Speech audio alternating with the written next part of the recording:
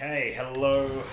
What have I missed? I'm a bit late, sorry. A couple of minutes late, not too bad. Oh, my stand is crushed on me here. Let's fix that up. Okay, how are we all going? Hope there's a few people live tonight. Good to see people back into the stream. I'm just going to turn that on so I'm actually live here. Sorry, like I said, I'm running a little bit late tonight. Everything's a little bit chaotic in here. One of those days, it must be Monday or something, I guess. Just trying to get everything sorted out here. Get the camera looking good. Okay, we're good. Lee Wallace, SM Yan, your resident and 5 others joined. Good to see you. Good. Okay, finally sitting down. What a day. Welcome back to the live stream, daily live stream here in the office every single night.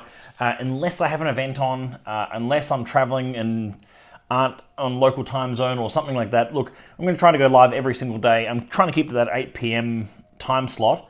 But of course, it can move around a lot depending on what I'm doing, where I am, where I'm working. That kind of thing can change and move a lot. That's the life of an ambassador. That's how it goes. How I can be in different cities each week sometimes. And sometimes I can be sort of in one city for 3 weeks, which is a rarity, but a welcome one. I'll tell you that for nothing. Harry Archie Rose, woo! Harps 140, Monarch Perth, good to see you back on your regular account. Muzzman, good to see you, been a while, Muzz. Muzz, we definitely need to do another book night, another book review night. That'd be amazing. Lots to go over, lots of things to try here, lots of things to talk about. I'm just going to pour myself a dram. There's the sound test.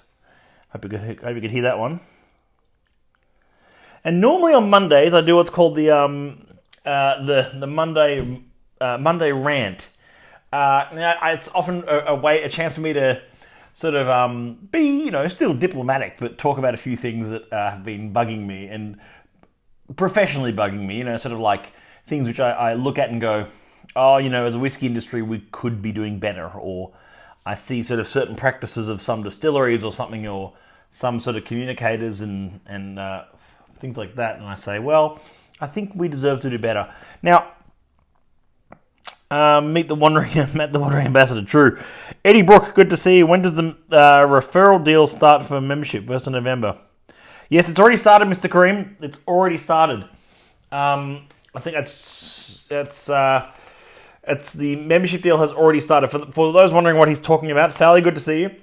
$120 Gathering membership pack. The Gathering pack. It's a $120 pack. Comes with all the tasting notes in the thing. Comes with all the samples in there. It's worth $120. You get that for every referral. I think it's up to 3 referrals. But you know what? If you did 4, I'd probably honor it. But it's just like it's if you invite some friends to the society, they put your name in. They put your name as your member's name in there, and then you get one of these. And you can share it with them. Would it be even better? Just Dramming joined. DMI joined. Dram and Draw. Good to see you, Jeremy. I visited 3 partners in 2 days last weekend. Sherpa, Archeros, and Grumpy Piper. Wow, that's a fair trip in 2 days there, Mark. So well done. Okay, the dram I'm on tonight is actually from our first distillery. Distillery 1, one of Andrew's favourites, if not Andrew's favourite, full stop. 1.207, a powerful and warming delight. And that was a 13-year-old from a first fill sherry cask. Ducket Bucket, good to see you. William, good to see him. So I'm going to hold that one up for all to see. Am I do a bit that way, or how are we going on the camera angle here? I'm just testing. Here we go. It's hard to test this thing without actually being... there we go, it's a bit better, isn't it? So yeah, that's just it's a nice sort of sherried whiskey. There's only a drop left in this bottle, but it was one that I wanted to have a taste of, and it's definitely distillery number 1. Wow, you don't need to get too close to this one. What's the proof on that? 57.8. It's good proof, very respectable proof. I'm a big fan. I've said this before. I'm a big fan of those mid 50s, mid 50%. It's just a lovely proof that a lot of spirits sit really nice at. However, some sit much nicer higher, some sit much nicer lower, but it's I don't know, it's one of those sweet spot spirits. If I see a spirit at 66 these days, 68%, I get a bit sort of like, I reckon that's going to fatigue even my palate. I mean, I think it's all very personal preference, I know, but Muzzman, yes, it is a nice bottling. You remember this one? Surely you remember this one, the Powerful Wing Delight. I think you would have been, you'd certainly been enjoying a dram of that with us at some point. I'll save a bit for you, Muzz. There's a bit in there, that bottle for us to share. So that was part of the 35th anniversary celebrations, that one that came out in 2018. So it's a little while ago, that one. More than a year ago, that bottling was. Lovely. I'm not here to talk about that whiskey, though, because Monday rant, and I've got a few dates and a few announcements, but also my rant. I'm going to start with the dates, and I'll recap them at the end. Christmas parties are coming up, which is so exciting. I'm holding the wrong pencil. I should hold a society pencil, shouldn't I? No. Christmas dates are coming up, but there's a few events coming up around Australia still. So if I'm just going to reel some off here. 8th of November, that's like next week, almost, or the week after. So that's in Wollongong. That's a Latin food and whiskey night in Wollongong. If you're in the Gong or you feel like going to that one's in Wollongong. Fantastic night. Canberra's coming up, which is being hosted by our cellar Andrew on the 20th of November, which is one that you so Andrew said before, sorry to get distracted. Did you? Thanks, Petros, for joining. Did you get a haircut? Yes, Louis, I got a haircut. Damn it, yes. I got a haircut. That was like a week ago. I got it just before the awards. So it was like last Sunday or last Monday. I can't remember. Con Macros 18. Good to see you, Con. Been a while. Whiskey Sec. Good to see you. Ducket Bucket. The hair is so slick. Oh. No, not the Shell Harbour Workers Club. Surprisingly, Petros. It's at a Latin restaurant. I'd have to look at. It's all on the website. It's all on our website. Ding. Time for a top up. Yeah, pretty much. That was an accidental ding before, but deliberate this time. So 20th of November in Canberra, hosted by our cellar master. That's going to be a great night. That's the venue again is. You know what? I really should have this detail in front of me. But I'm here to talk about Christmas parties. Brisbane, the 2nd of December. Sydney, the 6th of December. Melbourne, the 7th of December. Perth, the 4th of December. Adelaide, the 13th of December. And Tassie still to be announced. We'll get around to that. Don't worry, we'll get around to that. We're getting there. Okay. When's the next outturn up? Okay, Richie Fernando. I'm going to announce this for everyone now. Outturn is not this Friday. For our double issue, for the November-December issue, it falls on the 15th of November this time. 15th of November, a Friday, the 15th of November. It's a double issue, so we're putting it in the middle of the first month for a 2-month issue. It's a massive outturn. And for those who still get printed copies, while this isn't the actual outturn, this is the Vaults menu. This is the Vaults menu from the dinner we did last month. It's in A4 format. It's a big format outturn. It's so exciting. There's so much good reading in the outturn to come. That's not it, obviously. But that's really exciting. Ambassador of the Year for getting simple information. Yes, it's true, Robbie. Even I still make mistakes, even as Ambassador of the Year.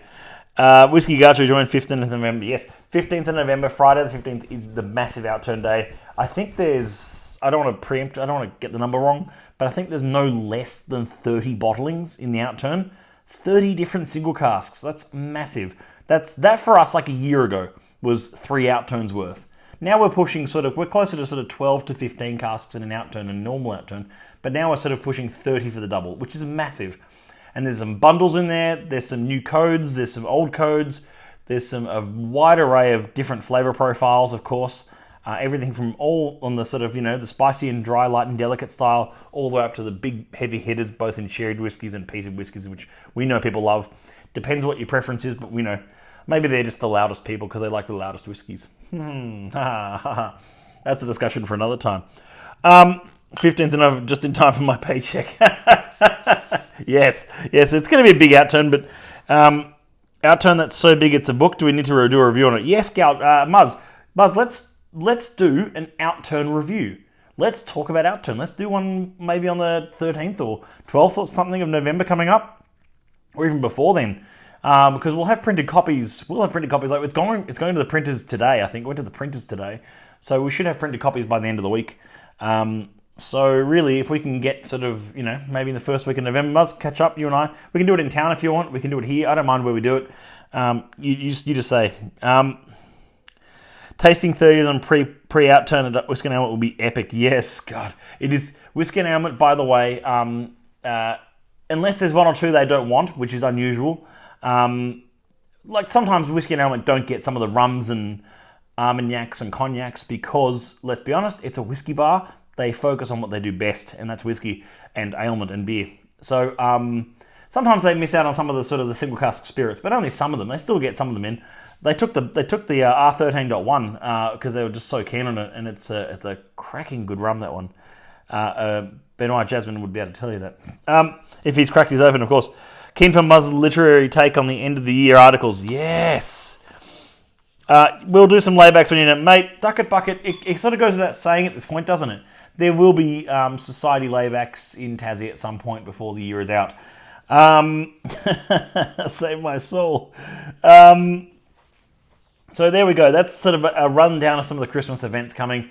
Keep those dates open. The 15th of November is Outturn Day this year. It's our massive bumper issue. You'll see it all online once we've got it all locked in. And it's, like I said, we're only just going to print today. So we've just sort of locked off everything for it, which is so good. The bundles are super exciting as well, by the way, because there's a variation of things in them. And they sort of fit a certain theme, some of them. And then, and also the malt of the month is super exciting as well because it's not what you expect. So it's exciting, and the latest Heresy bottlings in there as well, which I'll be doing a review of this Saturday. I'd say this Saturday I'll do the review of the Heresy, which I'll be doing that one live from Melbourne, which is exciting. Keeping my R13s for my Christmas dram. Oh yeah, Calte joined. Yo. Are the Christmas parties live? Yes, they are. The Melbourne one went live about 2 hours ago and has already 20% sold out in 2 hours. It's kind of ridiculous. We haven't even announced it. It's on the website so people sort of find these things. It's a ridiculous rate, the Melbourne one. It's you've got to. I'll see you there, Cal. Make sure you grab your ticket. Tommy KMC, good to see you. Wow, it's a big crowd tonight. Monday night's always a good crowd. It's always a big crowd in the live on Monday because I don't know, people are just maybe. Don't drink whiskey on Mondays. I don't know what that is. I don't know. Anyway, so I'm enjoying a sherry whiskey from Distillery Number 1, which is, of course, our first distillery, which joined the society. They do sherried whiskies really well. Like that's what they're known for. It's a stylistic choice, and they once did a run of bourbon casks in more recent history, 8-9 years ago. And they didn't see them as part of their core range, so for whatever reason, we did pick up some. There was one earlier this year, 1.20. No, that's that one. 1.209 or something. Spicy and dry, 7-year-old. That was so good.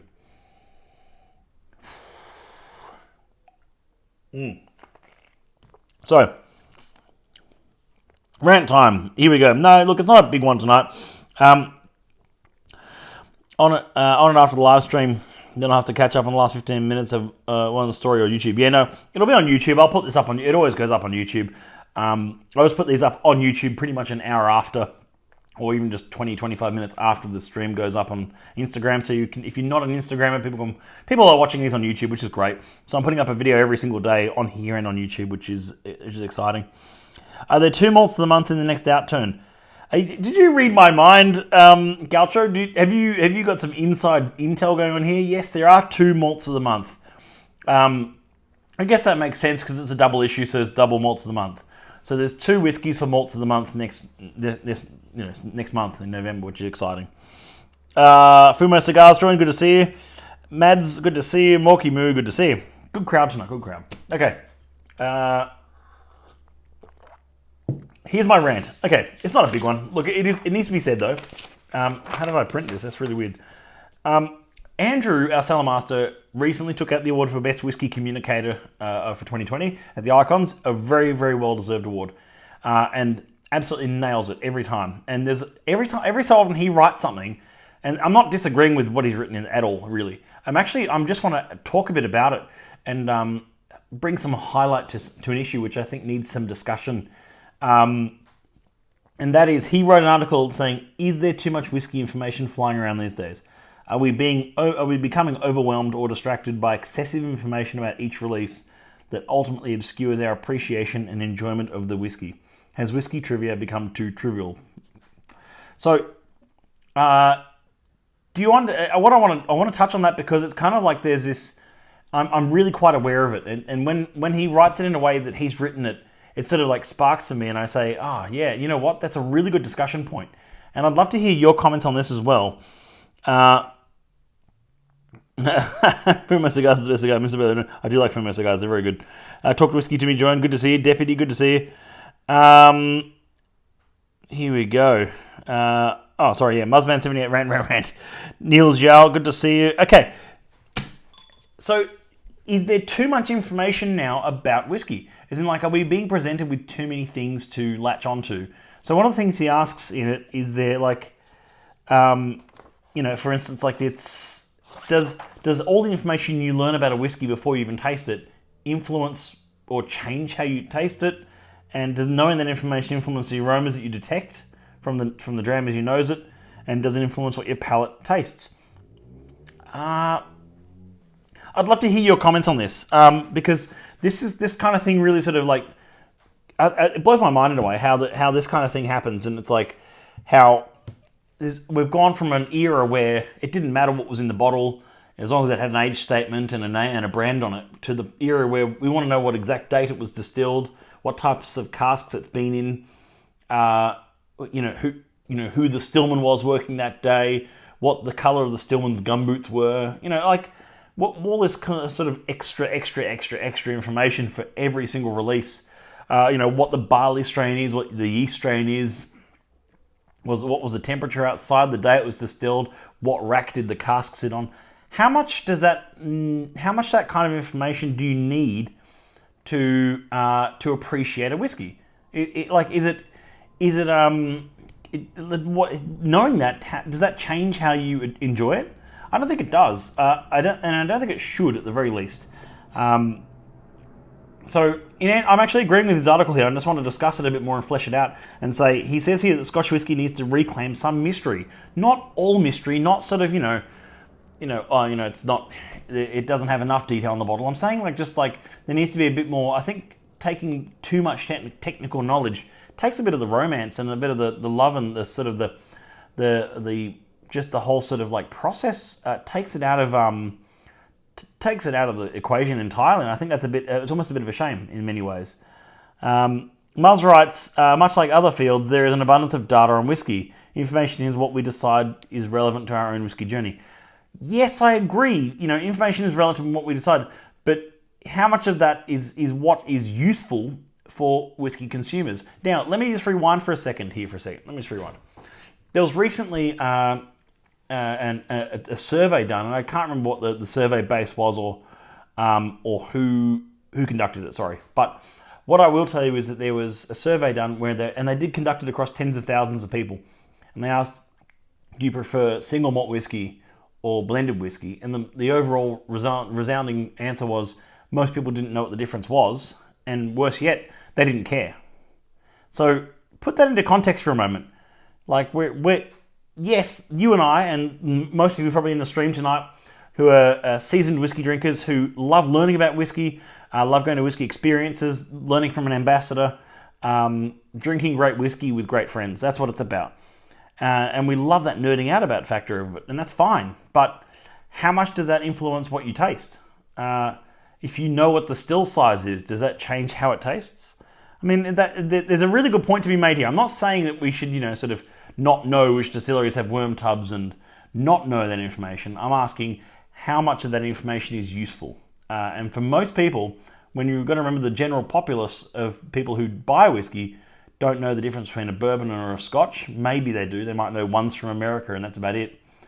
And they think that scotch, you can make scotch anywhere. You can make a Japanese scotch or an Australian scotch. They don't exist, of course. But there's sort of that next level down of saying, well, for those, we're talking the 1% here, really, in many ways of discovering that kind of things.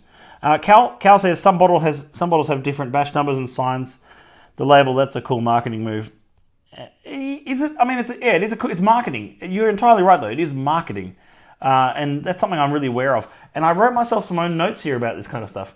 I'm noticing more and more that distilleries, even especially Australian ones, I won't name any names, But there are a couple of Australian whiskey distilleries recently who are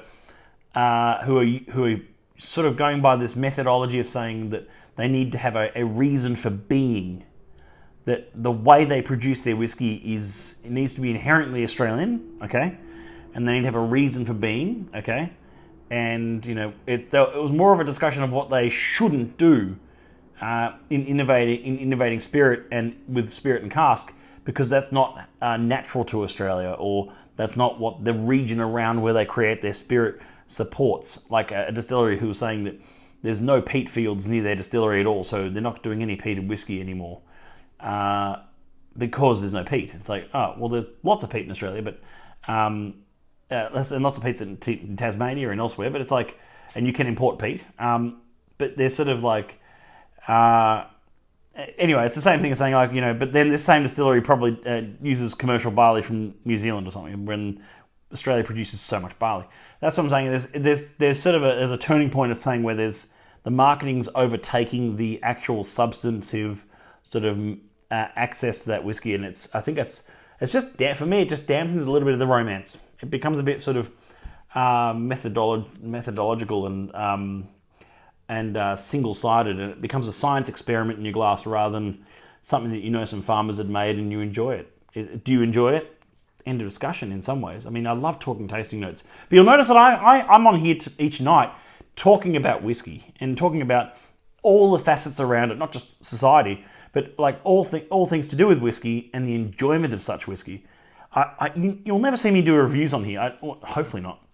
I mean, I don't really care for doing reviews. I think reviews are almost meaningless in some ways for two reasons. One, I'll be drinking something that you probably don't have in front of you at the same time. And second of all, I think that sort of, again, it's just we're nerding out about sort of hypercritical things of panel-approved whiskies already. And we say, well, what's the point of that when we can just have a discussion about great whiskey instead? Let's read through some of these comments. I'll just be a second. Here we go. So single casks and second fill barrel. Team refill. Fair point. The data that exists can strip the mystery and discovery away. That's kind of my point, Mars. It's kind of like it's the data. I don't mind the data being available, but where it becomes the central point of discussion rather than the enjoyment of such, it becomes a bit sort of like, am I enjoying something? I may as well drink out of a beaker or a test tube rather than a glass. Info is not needed for enjoyment. Yes, it's cool, however, to get the details that explain the nuances that we pick up when tasting saltiness, fruitiness, funkiness. Exactly. Ben, I couldn't agree more. That was fantastic. I guess it's also treading the fine line between transparency and mystery. Too much marketing jargon puts me off purchasing a bottle. Lee, I'm entirely in your camp on that as well. If I see a whiskey bottle where it's the marketing jargon about the cask that this whiskey came from was 75 years old, and it's sort of like, and the cask rode on the back of a camel for 3 years before being shipped around the Atlantic and being windswept into our distillery. It's like, nope, I'm bored. I'm done. I don't care. I don't care at all. Sorry. How does it taste? Do you enjoy it? Yes, no. And then dig a bit deeper down. What do you like about it? What don't you like about it? And rather than all this silly jargon that goes around the edges, I want a functional label on a bottle. I love a bit of packaging now and then, but a functional label that has everything you want rather than just a marketing label. It's like saying using Scottish barley in Australia is an extreme. Yeah, it's true. For a nice jam, it can be nice to understand a bit more about the production, but all the data and marketing in the world can't make yuck whiskey good. Yuck whiskey. Yeah. That's a technical term. Thanks, Liam. That was that's sort of like, it's true though. You often, and by the way, I think that's savvy consumers and savvy whiskey drinkers in general can pick that out most of the time, but I still see people getting conned into savvy marketing of mediocre gunk inside very fancy bottles and very fancy marketing. I did that, Brooklady. Make the info available on the website for those who want to know. Yes, Whiskey Sec, that's really good. I like that Brooklady make that. Yeah. And that's very good. That's a very good practice, actually, as well. I agree with you on that one. Whiskey Usmo joined. Good to see you. Reviews are silly because you're old enough than me, then you have more life experience and a different palate to me or anyone else that you may pick up. Thanks for calling me old. I appreciate it. I did just have a birthday the other day, so that one hits home hard. And I'm just kidding. Dram Fine Idea joined. Whiskey Wisdom joined. Hey, AD. Good to see you, AD. So actually, Andrew, I'm talking about sort of the article that you wrote on Whiskey Wisdom about too much marketing, and this is sort of my Monday rant tonight about how the more stats and the more you have to know about a whiskey, and the more technical detail can often strip out the romance and actual whiskey enjoyment rather than whiskey, just obsessing over whiskey stats and numbers and everything like that, which can just all get it almost becomes like, I call it whiskey fatigue. And there's, of course, palate fatigue, but there's also just whiskey fatigue where you sort of saying, well, I don't need to know about all this stuff, and knowing about it all doesn't help me enjoy it. And I think it's something I really sort of wanted to sort of just flesh out a bit tonight, was talking about these, the judgment of whiskey based on stats and silly marketing sometimes. Less so about stats, because, stats do provide a window of insight into what's in the bottle. But knowing what the distiller's gumboots colours were on that day and what the weather was outside and what rack it sat on doesn't really tell me about anything about that whiskey. It doesn't tell me anything. It just tells me it's got a lot of sort of, a long-standing and non-peelable barcode on the end of that cask, which I think is great. But it doesn't tell me anything. And as I said, most people don't know the difference between a single malt and a blend when they're surveyed. Not even I'm talking taste difference, as in like they don't know. And even worse, they don't care. So that was fine, and that's fine. Absolutely nothing wrong with that. And of course, as whiskey education in Australia grows, as ambassadors do their work, as brand managers do their work, and they create a wealth of knowledge that is passed on, I think that's really useful and required, if I'm being honest, as well, because that helps grow a category. But that takes time. It's not done on a press release sheet. So anyway, that's my rant for tonight. Let me take a sip of water and read some of these comments. Thank you for the birthday messages. Very much appreciated. Pretentiousness around whiskey is its own detriment. Whiskey is there to be shared and enjoyed. Pretentiousness. Yeah, I didn't really touch on pretentiousness there, Dunk. It's a good point, though. It's kind of like pretentiousness. I think I need to think that one through a bit more. I'll come back to that. Sorry for calling you out. It can be a millennial. No. I was just kidding. Your comment made it sound like I'm much older than you, and anyway, I don't feel like I am, but I probably am. It's not so much as marketing spin, but Proper 12. Great example of marketing regardless of product. Yeah, SMN, that's a really good one. Proper 12. Huge amounts of marketing money and spend on that. If you look at, Hague Club, as I mentioned the other night with my predictions of grain coming back to 4. If anyone caught that live stream, that's actually one of my favourites. I'm gonna replay that one. Flavour, not favour. Muzz, don't give him any more ideas.